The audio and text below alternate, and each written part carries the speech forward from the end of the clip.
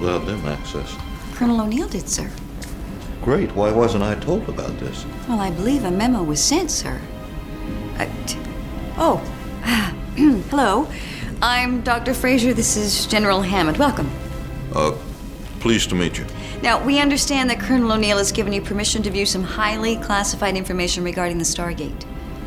Look, this isn't normal operating procedure. Usually we'd go through government red tape before you'd even get within 100 miles of the SGC. With all due respect, sir, I wouldn't worry. I mean, they look harmless. Right this way.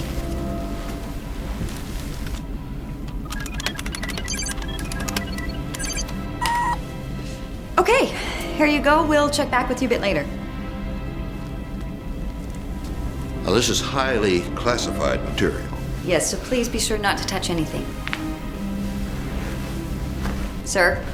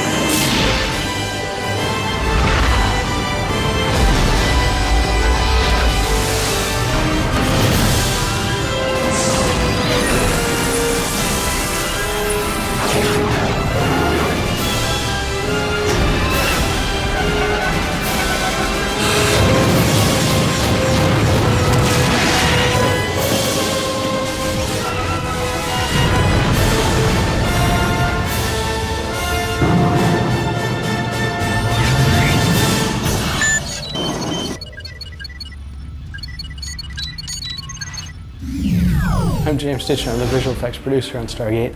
This is a breakdown of how we do visual effects shots from Dead Man's Switch. We needed to put this spaceship behind the green of the trees on the set. And you'll see here, this is the original plate, but this was a cliff that was about 35 or 40 feet high, and we had to balance this blue screen precariously over the edge of the cliff.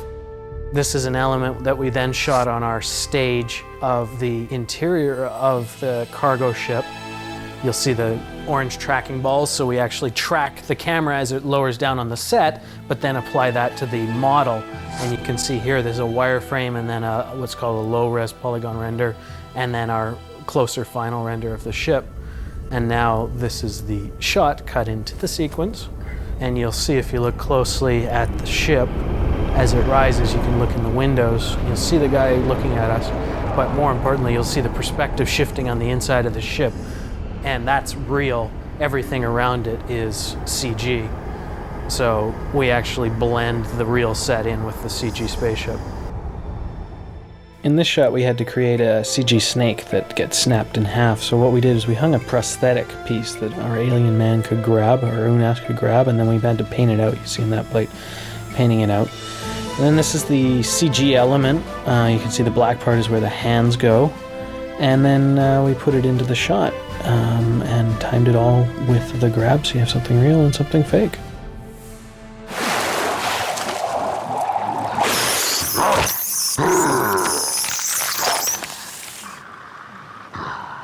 This was a tricky shot. We needed to give the sense of speed, being a fast superhero creatures.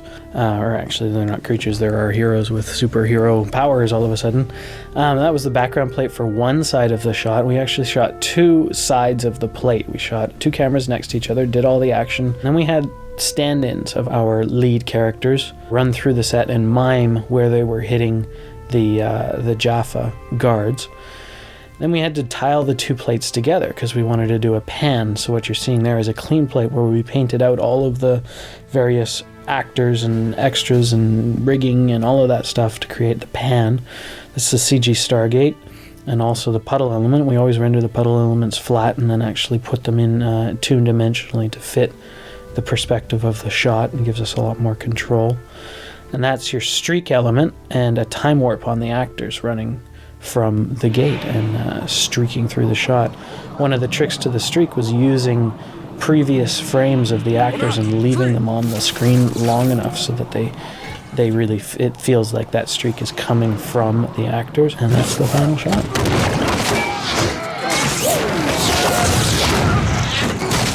One of the tricks that we need to rely on sometimes is stock footage, and this is a stock footage photograph of Moscow.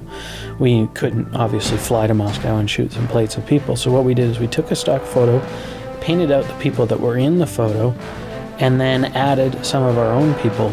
All of these people actually work in the visual effects department.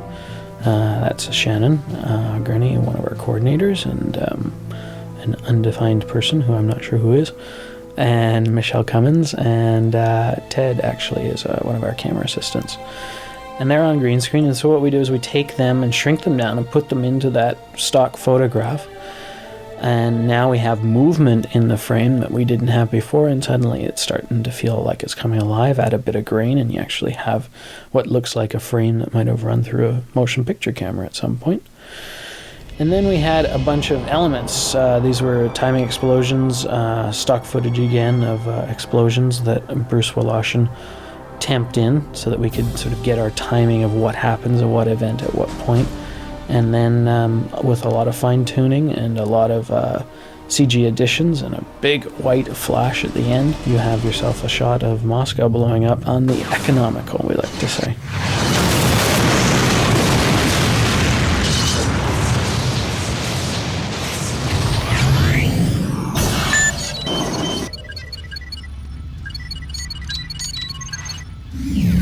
This is a foreground plate we just shot a few days ago from our first episode, Enemies.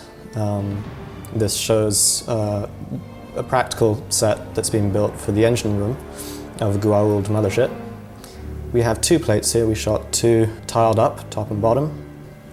This is going to be a set extension where I virtually extend the set in 3D. And what we'll do is bring this into Photoshop, which I have open now. And what we'll be doing is we'll be timing these so that we can do a virtual camera move. And this is where I can start to manipulate the images and remove the distortion inherent in the tilted up camera angle. And as I go, I can start placing these elements, removing the green. I'm also blocking out roughly in Photoshop some of the other elements I need to create. So we'll have a walkway going off, and there'll be a central area in here. And this large blue blob is going to be the big granddaddy bug. And what we'll do eventually, and this shows the area of the camera, is we will start high up here and slowly pan to reveal the whole extent of the bug. Oh, crap. What the hell is that?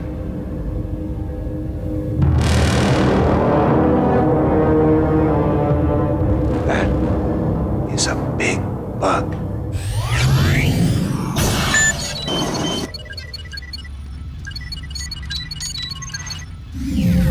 We started out by doing the Kawoosh in the pilot by using a giant water tank, putting the camera under the water tank.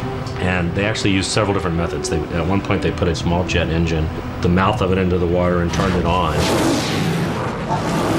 And when we got that was composited into the Stargate. They also dropped things in there to get different versions of it. But as time went on, we couldn't keep doing that because that was a very expensive, costly, pain in the behind process to do. You're going to step through that. Fortunately, the wizards of our digital domain were able to figure out a way to duplicate that effect digitally in a 3D environment so that we could digitally move the camera around the Kawoosh and have it go anywhere we want.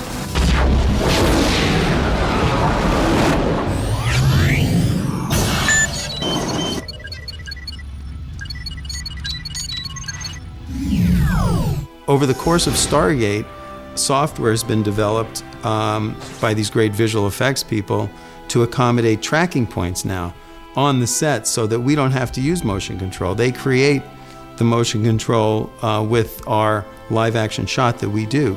So that's been a huge breakthrough and has really sort of taken the handcuffs off us and enabled us to do great shots. That, and also having matte artists who are very detailed in their work and create the depth, the three-dimensional depth that we need to present a world out there in space that's believable. It's beautiful.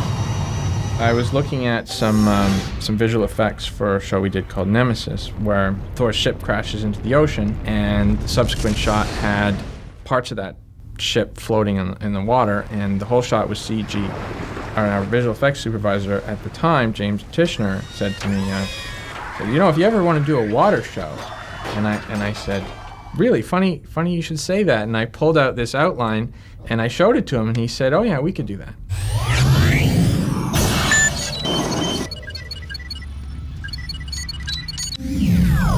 The seventh address we successfully dialed led to a Stargate entirely submerged underwater. That doesn't seem possible. This was a very interesting shot where we used the camera to mimic the motion of the sub as it passed by. So what we actually did is we pushed the camera past our cast on set and then created a CG shell, the shell of the sub, to go around them. And you'll see in this next example sort of the various stages of how that was done. Using the camera in this way is kind of an innovative way of creating motion out of a set that is basically static, so that we don't have to push, a big set around. One of the things we also had to do in this shot was add a lot of motion blur in as the ship passes by to try and simulate some of the diffusion through the dome, which was actually a CG dome, and then obviously the virtual world all around it. So let's have that look around. You can see here also in the background there's a lot of virtual world there, and an amazing build, basically a 180-degree view, and just peeping through the holes, because that set was actually open in the plate. We got to see a view of the actors and could position the ports, I guess they are, in the side of the ship perfectly. Wow, it is quite beautiful.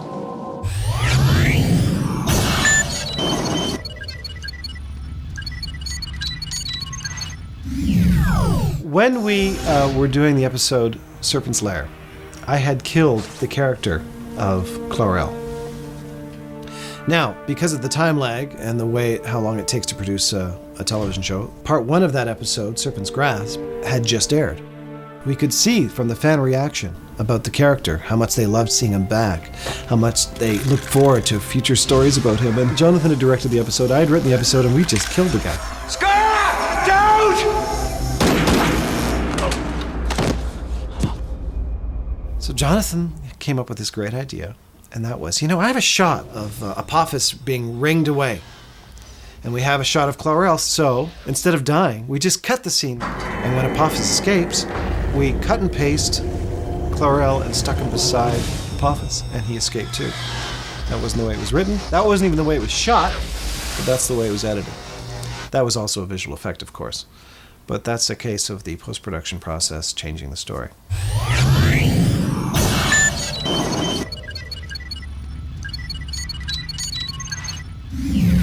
I think the hardest scenes to shoot, at least for the actors in particular, are scenes that involve blue screens or green screens, because so often they're acting with something that isn't there.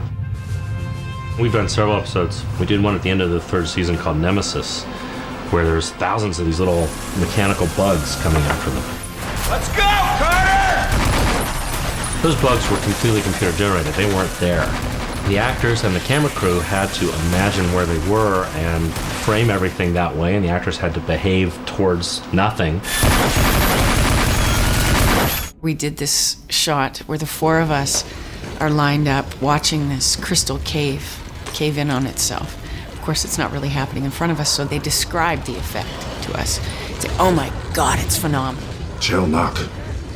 Direct translation, very cool. You're not gonna believe it when it caves in, and so we want to see some of that in your faces. Because I guess I was the only one who took that direction to heart, because they panned down the line, and Christopher at that point was still very stoic Teal'c. And Micah was going, and Rick was doing this. And I was like, and I looked like, you know, Cindy Brady. There's, you know, that episode. Anyway, I won't go to the Brady Bunch, but I looked like Bambi in headlights. Just. And when we saw the final cut, I was like, damn, you guys didn't react to that thing. I look like an idiot. And they were like, yeah, sister. So, those kind of things. I've now learned to not listen so much to directors when they tell me what's happening on the blue screen.